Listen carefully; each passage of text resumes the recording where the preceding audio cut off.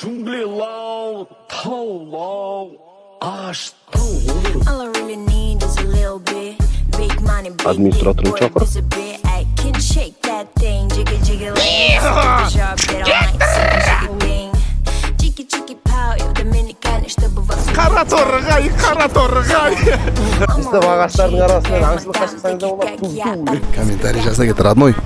Ассалаумағалейкум, армысыздар, сіздермен бірге BAMX YouTube арнасы. Бүгінгі видеода көретіндеріңіз X33 және X66 модельдеріне қысқаша шолу және осындай әдемі табиғаттағы тест-драйв болатын болады. Алғашқы X33 моделіне келетін болсақ, шолуымызды бастай кетейін. 250 кубты штангвей мотормен және оригинал Zhongsheng мотормен 172 FM болады. Яғни бұның сыртқы дизайнына келетін болсақ, артқы дөңгелегі 18 размерде, алдыңғы дөңгелегі 21 размерде болып жүреді. Протекторлар тауға арналған, арнайы сіздер үшін мал баққанға және осындай таулы тасты жерлерде жүргенге арналып шығарылған мотоцикл. Яғни бұның жұмсақтығы ең алғашқы өзінің прогрессиясында, яғни ортаңғы амортизаторының астында арнайы жұмсақтығы үшін прогрессия орналасқан. Ол прогрессияны артқаратын қызметі сіз ойлы шұңқырлы жерлермен жүрген кезде волнаны үстінде отырған адамға емес, жаңағы прогрессия өзіне қабылдау арқылы жұмсақ жүреді. Ал енді келесі бұның сыртқы дизайны горный, яғни эндуро мотоциклына ұқсайды. Негізі өзі эндуро. Бұның былтыр бізде BAMX мотосалонына келген X33 моделінен айырмашылығы, дизайнында айырмашылықтар өзгерді. Байқасаңыздар, моторының алдында осындай қара темірден защитка қойылды, және осындай лобовой, читок прибор өзгерді деген секілді айырмашылықтары бар. Яғни бұл мотоциклдің отырысы екі адамға арналған, жайлы жұмсақ орындықпен жалпақ сиденье болады. Және бак темірден 12 литр көлемінде. 12 литр бензиніңіз характеристикасы бойынша 100 километрға 3 литр жейді. Яғни 12 литрмен 400, дұрыс па? 400 километр жүресіз. Сіздің айдағаныңызға байланысты қатты айдасаңыз қатты жейді, аз айдасаңыз аз жейді деген секілді. Тағы айта кететін жағдайлары фары линзалы оптикамен болады, және де жанында осындай диодты шамдарымен. Бір рет жағасыз габарит фары, диодты шамдары, екіншісі линзасы. Және дальний, ближний осындай сызық болып түседі түнде. Читок приборына келетін болсақ, электронды читок прибор. Бұл жерде бензинді қанша бар екенін және общий километр қанша жүргеніңіз, қаншасыншы скоростта тұр, бензин бакты және тахометрді көрсетіп тұрады. Оборотыңыз қаншада тұрғанын. Шешең, адамдар өтіп кетсінші қазір. Келет қаншара примерно аналар.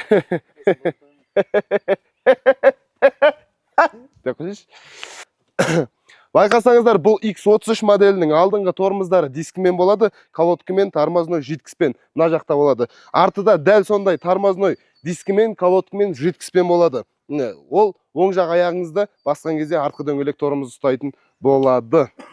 Сыртқы дизайнына мән беретін болсақ, бұл жерде ақ, оранжевый араласқан түсте болады, және мына жақта екінші адамға арналған табалдырық, яғни артыңызда отырған адамға аяқ қойып отыратын жері. Және артында осындай қосымша багажник дейді ғой, қосымша зат салатын сөре шешең.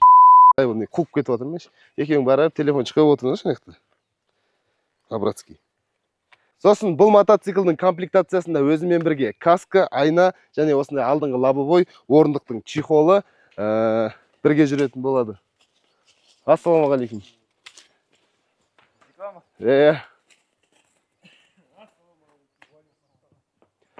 Көріп тұрғандарыңыздай дәл осындай тауда атпен жүретін жерде де біз осындай BAMX-тің мотоциклдерімен жүреміз. Егер де сіздерге де осындай мал баққанға және де басқа да тірліктерге қол жетімді мотоцикл керек десеңіздер, оригинал Zhongsheng мотормен керемет заводской сборкада келіп жатқан мотоциклдеріміз бар. Ал енді мен сіздерге ұзақ созбай Қарабұқаға да келейін. Хит болған Қарабұқамыз былтырғы дизайннан қарағанда бұл да өзгеріп келді, және Қарабұқаның екі түрлісі болып келді. Өздеріңізге арнап осындай тауға горный протектормен, яғни дөңгелектерінің протекторлары қалың қылдырып заказ бердік. Және екінші түрі городской, яғни асфальтта жүретін протекторлармен келді. Екі түрлі біз мынаның тауға шыққасын, тауға арналған протектормен алып шықтық. Бұның дизайнына келетін болсақ, сыртқы дизайны вид имеет дейді ғой. Көбісі осының сыртқы дизайнына қызығып жатыр. Бұл мотоциклдің моторы 300 кубты болып жүреді. Және Zhongshengнің оригинал моторымен коробкасы 6 скоросты болады. Және де бұдан көп мотоциклдерде жоқ, екі глушитель шыққан.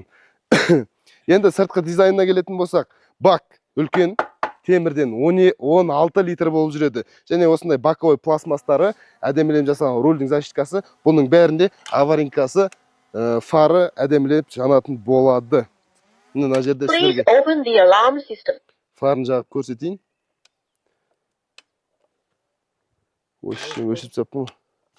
Бұл жерде фарын жағып көрсетейін сіздерге, аваринканы өшіріп, фарды жақсақ, осылай әдемі түрде жанатын болады. Және мына жерде дальний ближний, моргать ету кнопкасы, және сіздерге арнап, арнайы дополнительный фара мен астындағы линзалы оптикамен түнде жарық шамы өте әдемі болып жарқырап жүресіздер ғой. Бұның щиток приборы тоже самый, электронный щиток прибормен болып жүреді.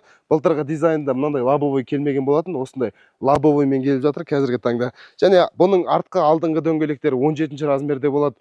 Бұл Тур Enduro санатына жатады, X66 моделі. Жан-жағына тоже самый багажник қойып, алыс жолға шықсаңыздар да болады, асфальтке арналған протектормен, және де таулы тасты жерлерде де аралап қыдырсаңыздар болады. Алматының таза емес ауа райынан тауға келіп таза ауа райына үйрене салмай жатқан жайымыз бар деп сіздерге өзім туралы айтпай, мотоцикл туралы айтайын. Бұл мотоциклда 2 адамға арналған, дизайнында айта кетпеппін, мотордың защиткасы өте әдемі көрінеді. Бұның сұр түсінен басқа сары және оранжевый түстері бар. Bamix мотосалонында. Мына жерде екінші адамға отырған, бұл бір адамға отырған деп көбісі ойлап қалады екен. Негізі бұл 2 адамға арналған мотоцикл. Мына жерде екінші адамның аяқ қоятын табалдырығы.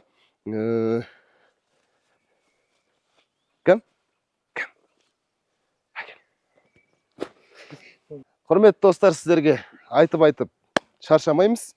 Бұл Bamix-тің Zhongsheng мотормен арналған X66 қара бұқасы. Бұл жерде 300 куб бұрын 174 FMM болса, бұл 1 миллиметрге поршының диаметрі өскен, яғни 175 FMM болып жүреді.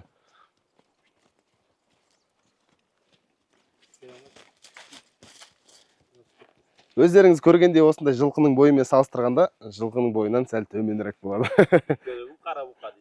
Ал артқы фарларына келетін болсақ, артқы фар диодты шамдарымен болады, ал бұрылғы шамдары жүгірмелі, яғни бегущий поворотник болады. Ал мына жерде титанкасын қарасаңыз, дискісі спицевый болады, және қып-қызыл осындай әдемі светтер араласқан. Бұдан бөлек бізде жаңа айта өткендей сары және оранжевый светтері бар. Олардың да дөңгелекте және де мынандай ортаға моторды қоршап тұрған қорғауыш темірінде болады светтері. Сосын айтатын жоқ болды. Сосын бұның ең ерекшеліктері фарлары ғой. Фарларын сіздерге отдельно көрсетіп шығайын. Бұның қара бұқа деп атанған себебі де бір шетінен осы фарының екі жағы екі мүйіз сияқты болғандықтан, және бұрылғы шамдары бір емес 6 болып жүреді ғой. Обычный мотоциклдерде 2 болса, бұл мотоциклде 6 болып жүреді. Яғни боковой көрсетіп жіберейін. Яғни боковой крылосында және рульдің қорғағыш пластмасында және өзінің бегущий поворотнигі болып жүреді. Алдыңғы фар міне габарит жаққан кезде осылай мүйізі жанады бірінші. Бірінші мүйізі және екі рульдағы жанады. Одан кейін уже фар жанады. Одан кейін дальний ближний. Егер қатты қараңғы болып жатса, мына жақта дополнительно линза фар жанатын. Ал артымызда аю жүрген секілді, достар. Егер аюды көрсеңіздер, аю деп айғайлаңыздар. Ал енді сөзбен айтқаннан көзбен көрген бір бөлек дейді. Сіздерге айтып жеткізе бермей жүрісін бір көрсетіп жіберейін сіздерге. Дәл осы қара бұқамыздың бойы да қатты биік емес, қатты қысқа да емес. Менің бойым 1.80 десек те болады. Менің отырған кезде аяғым жерге оп-оңай жетіп тұр. Отауының өзі бөлек қой.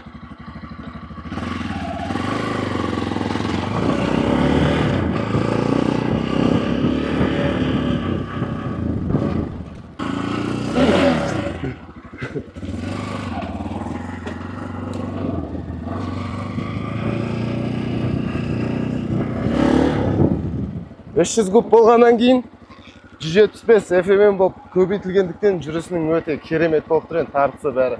Біз жаңа X33 моделімен де шыққанбыз. Екеуінің айырмашылығы біраз бар енді. Өздеріңіз көріп тұрған шығарсыздар.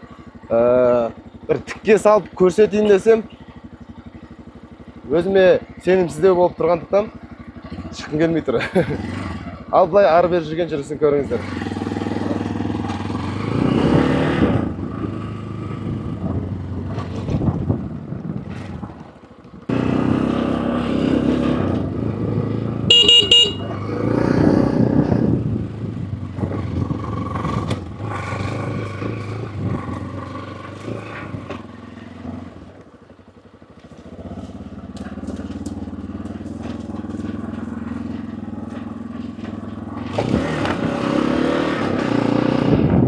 Көріп тұрғандарыңыздай ойлы қырлы жерді менсінбей шығып ақ тұр.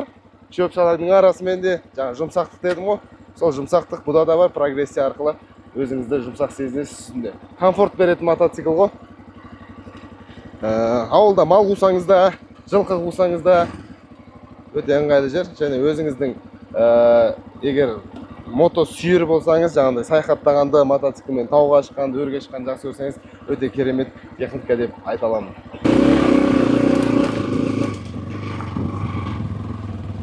Истеп ағаштардың арасымен аңшылыққа шықсаңыз да болады, ту-ту деп.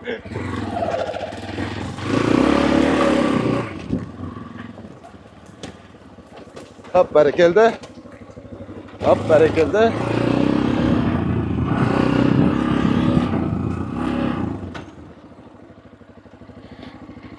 Please open the alarm system. Осымен сіздерге кішігірім қарабұқамыздың жүрісін көрсеттім. Тест-драйвымыз аяқталды. Енді сіздерге X33 моделінің жүрісін көрсетейін. Дәл сол ағаштардың арасымен өрге қарай салып көретін боламыз.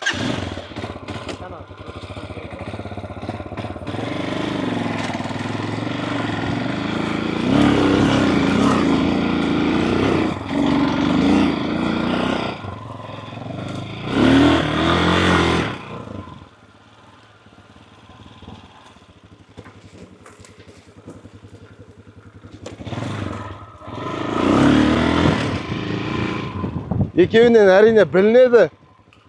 Бұл 250 куб болғандықтан жоғары қарай шыққанда сәл қиналатындығы бар енді. Бірақ мынадан қарағанда, 66-тан қарағанда X33, X44 моделі әлде қайда жұмсақ жүреді. Неге екенін білмедім, бірақ өзіме жұмсақтық ұнайды. Содан қарағанда мынау 66-тан қарағанда мынаның жүрісі керемет болып тұр ғой. Ар жаққа қарай тағы бір жүріп көрсетіп жіберейін. Мынау ұят болып қалды.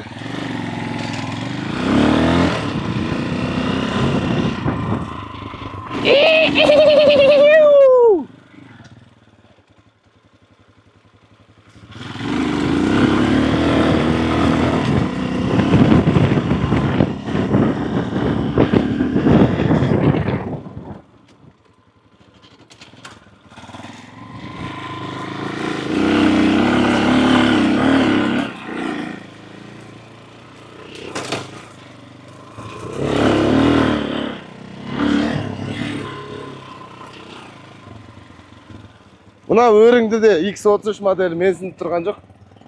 Әп-әдемі ақ жүріп тұр. Яғни бұл модельді бойы ұзын кісілер, жаңағыдай мал қуғанға, жылқы қуғанға өте керемет. Енді бой қысқа кісілердің аяғы жетпей қалатын шығар. Ал бұлай бой ұзын кісілерге дәл осының 250-300 кубтары бар алам десеңіздер. Келіңіздер, Алматы қаласы Райымбек 509-ға келіп көрсеңіздер болады. Сіздермен бірге болған BAMX мотосалоны. Егер де видеомыз ұнаған болса, лайк басып, комментарий жаза кетеміз.